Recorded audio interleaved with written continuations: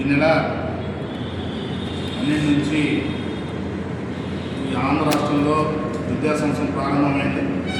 సుమారుగా నెలన్నర 2 నెలలు సెలవుల తర్వాత స్కూళ్ళకు వెళ్ళడానికి పిల్లలు కొద్దిగా ఇబ్బంది పడుతూ ఆందోళన చేస్తూ ఉన్నారు.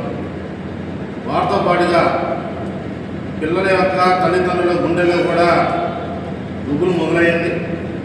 పాఠశాలల్లో, ప్రైవేట్ కార్పొరేట్ పాఠశాలల్లో ఫీజులకు సంబంధించి, అదేవిధంగా పుస్తకాలు, యూనిఫామ్ సంబంధించి ఆ యొక్క ధరలు చూస్తే తల్లిదండ్రులు కూడా భయపడుతూ ఉన్నారు. మనకి ఒక పక్క ప్రభుత్వం చెప్తా ఉంది, ప్రభుత్వం సంబంధించి ఆర్టీ జీవనం 55 సంబంధించి అధికారికంగా చెప్తా ఉన్నారు. ఏ పాఠశాలలో కూడా యూనిఫామ్ సంబంధించి, పుస్తకాలకు సంబంధించి, స్కూల్ బ్యాగులకు సంబంధించి తదితర ఏ వస్తువులు కూడా అమ్మడానికి వీల్లేదు.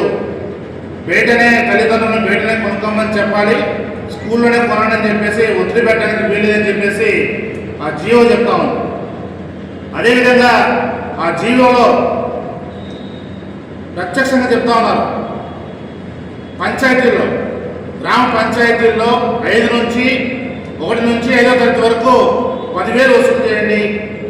తర్వాత 6 నుంచి 10వ తరగతి వరకు 12,000 వసూలు చేయండి, అంత మించి వసూలు చేయదని చెప్పి.